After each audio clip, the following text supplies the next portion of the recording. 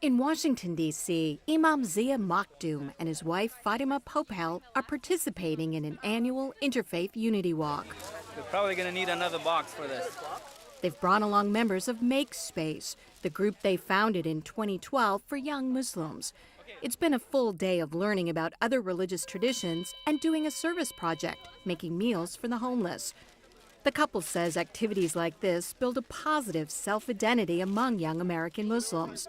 And they believe that will help prevent the youth from becoming susceptible to extremist ideas. We want to feel as though we are part of the society. You can be a Muslim and an American at the same time. You can't just say I'm an American and then not give back to your country. So this is an opportunity to bridge gaps and to create dialogue and positive dialogue. As ISIS, Al-Qaeda, and other terrorist groups ramp up their recruiting efforts in the West, many Islamic organizations in the U.S. are launching new initiatives aimed at preventing radicalization. They say while the number of American Muslims seeking to commit acts of terror is small, the issue must be addressed. Our biggest problem as Muslims and what we're facing right now is extremism. We need to nip it in the bud, and that is through creating these healthy communities, and not just here in America, but all around the world, so that Muslims can talk about these issues in an open environment and really take back our faith. But it's been a controversial prospect. Some Muslims fear new projects to combat extremism will imply that the problem is bigger than it really is. And other Muslim voices are pushing for even more internal critique.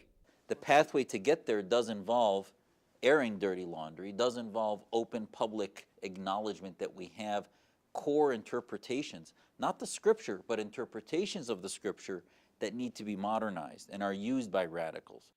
Earlier this year, the Muslim Public Affairs Council, MPAC, released its Safe Spaces initiative, which the group describes as a toolkit to help mosques and local community centers combat violent extremism. MPAC National Policy Analyst Hoda El-Shastawi says they recommend a multi-step process, which starts with holistic projects to help prevent extremism from ever taking hold. Usually what we found in a majority of these cases is that troubled individuals really have underlying issues, whether it's mental health issues, family issues at home, that these issues are not being dealt with. So our prevention programs are creating these safe spaces so that people can talk about issues and grievances that they have and work through them in a healthy way. Imam Maktoum says his Make Space group tries to provide a constructive platform for discussion of grievances about things like perceived discrimination and racial profiling or disagreements with U.S. foreign policy. And so we seek God's guidance, and we seek His mercy, and we seek His assistance in all our affairs. He believes religious education is another key element for preventing radicalization. The more they understand Islam and the teaching of Islam, the less likely they are to fall for that kind of thing, and research has shown that. The Quran really is a book about choices, right? Maktoum and a growing number of American Muslim leaders are taking their message online to try and reach young people through social media, the very place ideological extremists often wield the most influence.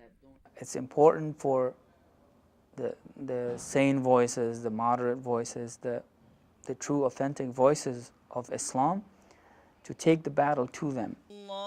If an individual appears to be moving toward radicalization, MPAC urges community and religious leaders to surround that person in a proactive intervention. And after that, if the person seems to be moving toward violence, MPAC advises he or she should be ejected from the community with the knowledge of law enforcement. Across the country, Muslim groups have been trying to build good relationships with law enforcement to facilitate this. But El-Shastawi says there have been several points of tension. You can talk about FBI tactics with informants. You can talk about the use of surveillance, widespread surveillance. There are real issues that we need to deal with as American Muslims and as we build those relationships with law enforcement. In Phoenix, Arizona, Maricopa County Attorney Bill Montgomery has been meeting with members of the local Muslim community in an effort he hopes can be a model for other cities.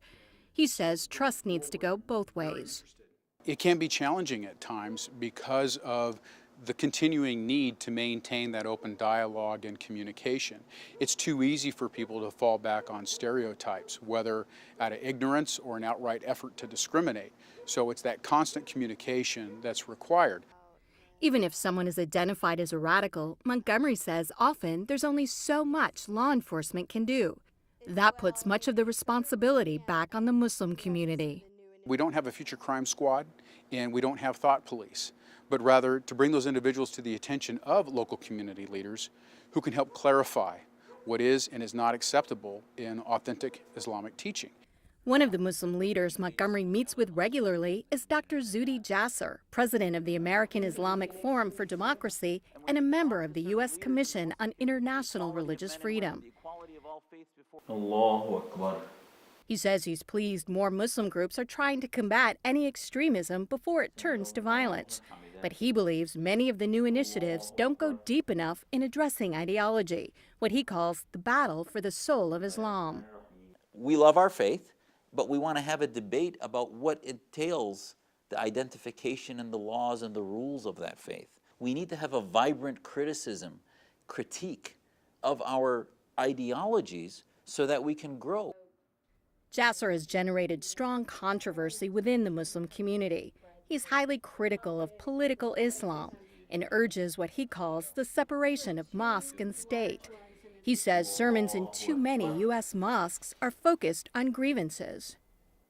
Unfortunately, there's just so much demonization of America that it becomes fodder for those kids that go off and become radicals to then feel they're justified in their acts of terror.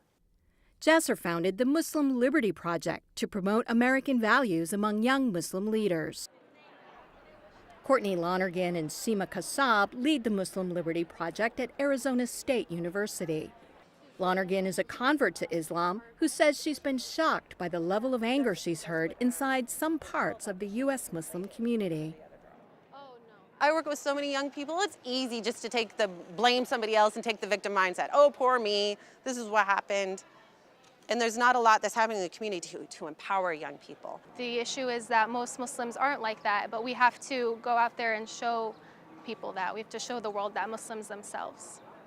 If you instill in our youth and in our Muslim communities a love and passion for America, for liberty, for a nation state based in freedom, that all people are equal, they would never be radicalized. Hoda El-Shashtawi says it's important to tackle the problem of extremism without condemning all of Islam or fomenting anti-Muslim bigotry. She says American Muslims won't allow their faith to be defined by ISIS. They are destruction. They have nothing to do with building of life, whereas Islam is about enjoining what is good. It's about life. It's about preserving human rights, dignity, justice. And so what we've seen is that Muslims now are taking back that narrative. She says grassroots, community-wide efforts are the only way that can happen. I'm Kim Lawton reporting.